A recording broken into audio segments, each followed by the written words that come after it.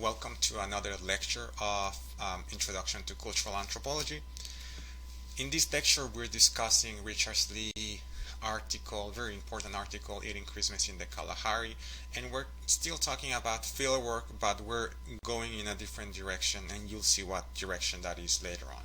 So first of all, Lee is studying this group that he refers to as the Bushmen. That term is no longer in use. So, Kung would be another way to refer to them. So here, Lee, what he wants to do is understand how is it that this particular group of people living where they live, how is it that they are obtaining their food? How is it that they are doing this in a very different context from his own, right? From a lot of people as hunters and gatherers, right? So Lee is interested in studying the Kung because he wants to understand how they obtain their food, how do they get nutrition, how do they work together, right? And in order to do this, just like Clifford Geertz and other anthropologists, he goes there and he lives there. Now, something that has changed is that when Lee goes to the Kalahari, right, he has all of these provisions, right, food, tobacco, medicine, and he thinks that he shouldn't be giving the people he's working with any of these provisions because that would transform what he's there to study, right? So in that sense, there's already a sort of difficult relationship, right? Because there you have this person who's coming from this context of middle class, upper class, um, um, America, Europe, right, in this sort of European context, who's there to study how people hunt and gather their food. And he has food, but he doesn't want to share it. He has tobacco, but he doesn't want to share it, right? And this creates a tense relationship, right? And this is complicated, right? Because it also goes a little bit against this idea of participant observation. How is he going to truly experience what the people there are experiencing if he has his own provisions, right?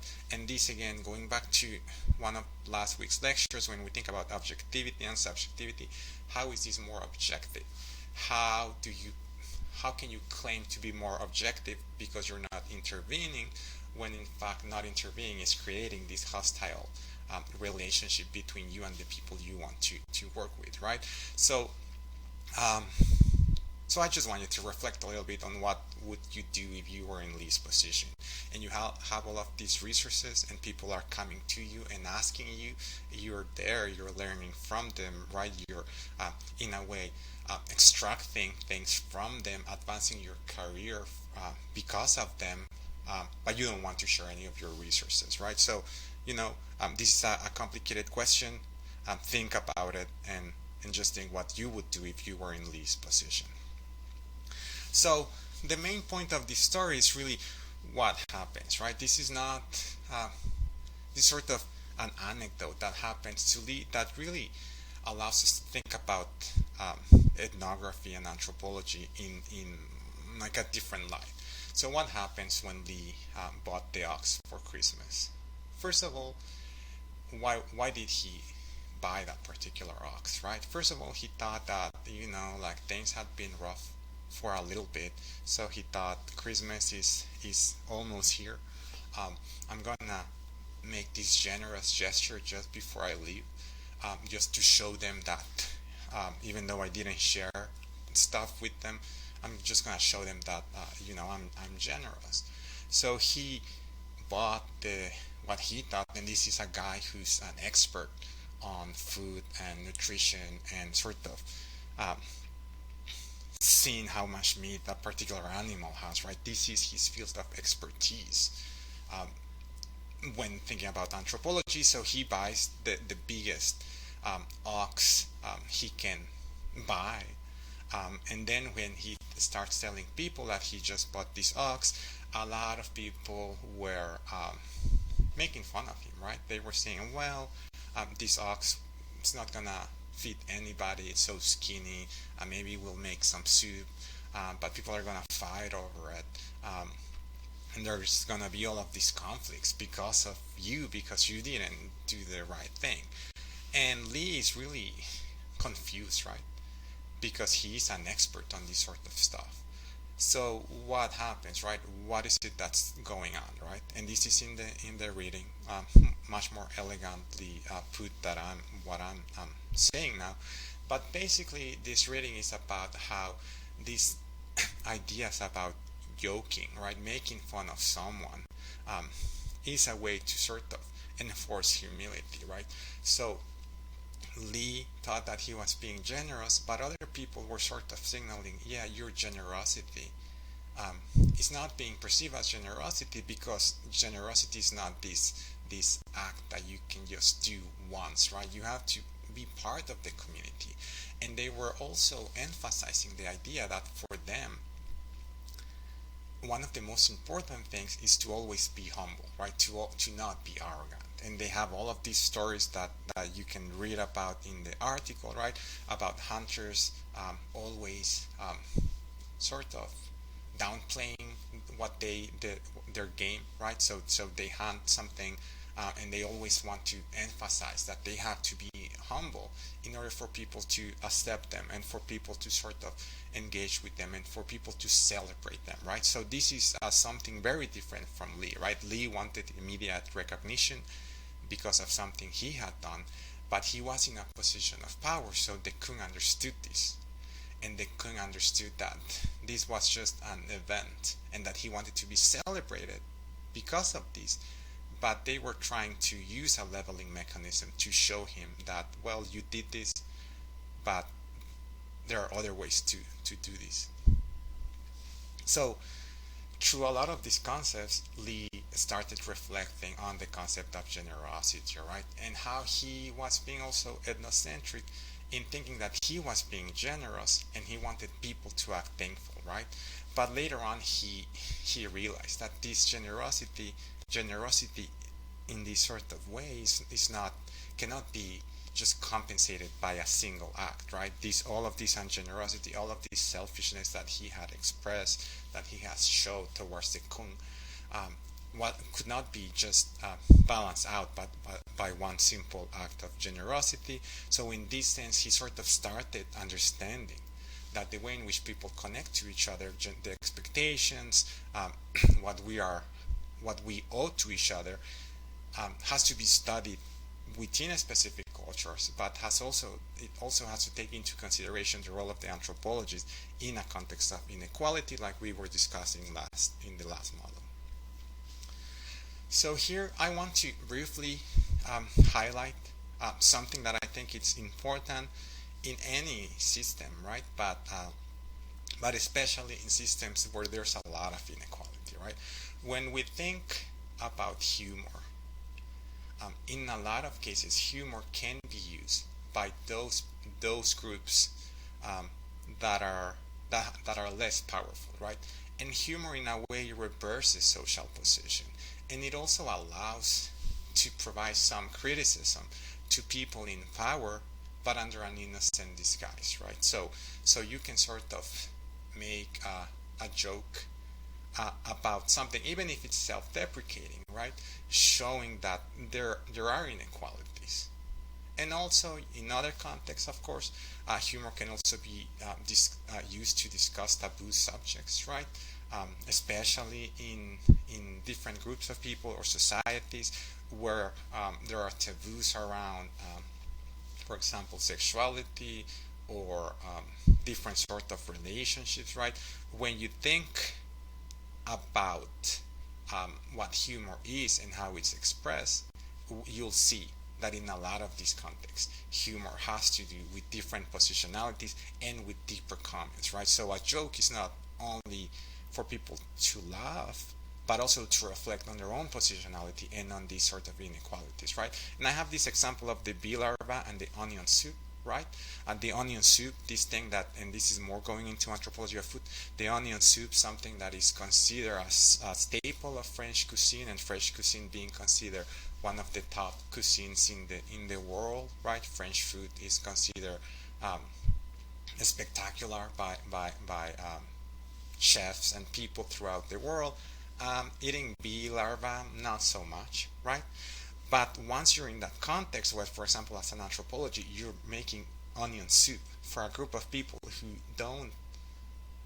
who are not aware who this is not food for them, then you start realizing, and they might joke about how the onion soup smells, right? And this is sort of the reversal I talk about, right? So when we think about, for example, fancy cheeses or stuff like that, that have a lot of cultural capital, right? That seem to be very important, very elegant, associated with specific uh, economic classes, social classes.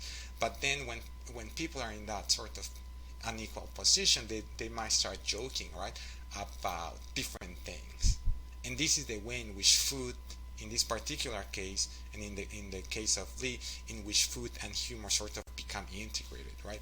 You make fun of those foods that are considered fancy, and you make fun of that food not necessarily because it's funny or not just to laugh, but also to make people who are in those positions become more self-aware that the food that they are consuming is not necessarily better or worse, but rather a product of historical relations of power and inequality.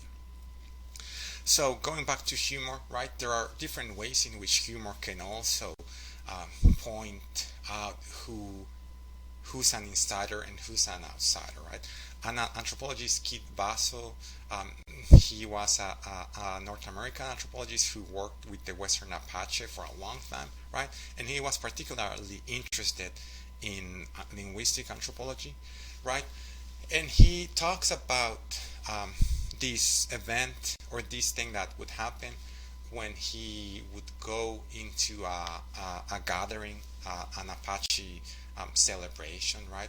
And he would always be like a lot of people are, like a lot of people behave when you go into a party, a celebration, a social event, a gathering. You always want to start greeting people. Hi, how are you? Shaking hands, making sure that they know you're there, right?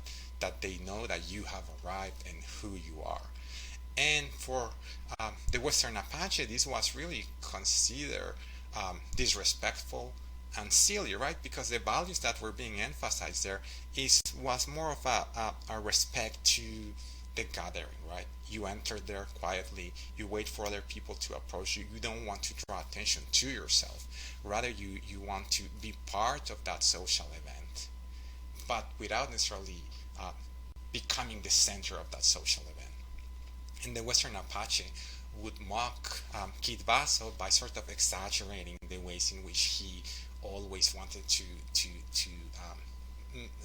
introduce himself to people and shake people's hands, right? So they were mocking him to sort of show that even though they were in a position of less power in a lot of ways, right, that they could still sort of reverse that order, even if it was for a brief moment. So humor as cultural and political. Think about that. Think about what it means when someone says, "Well, I was only joking," or "That was only a joke." Right? What's behind that? How is humor cultural and political, and how humor as cultural and political is trying to sort of insert itself in serious discussions about politics and power and the economy. So, before I end this lecture, I want to sort of introduce some of the lectures that we're going to be discussing this week. And I want to talk a little bit about anthropology of food, right? And like you see in Richard Lee's article, here, although he was interested in nutrition mostly, um, his experiences in the Kalahari also sort of show how food is a cultural construct, right? And things that are considered food in a place might not be considered food in another place. And even things that we consider good food, right, might not. It's not always the same. What is considered good or what is considered bad. Taste, like a lot of the things we develop, although taste we think about it as a sense, right, a sight, and all of these things that we think as biological, it is biological, but it is also shaped by history, right? It is shaped by the things we eat, and things we eat are shaped by long histories of power struggles that get to sort of this shape what we eat and we don't eat, what we consider good, what we don't consider good, what we consider our food versus what we consider other people's food, right? So in the next two lectures, we're going to be talking a little bit about food, but for now, just think about the Richard Lee piece again in relation to generosity and reciprocity, humor, and food. Thank you.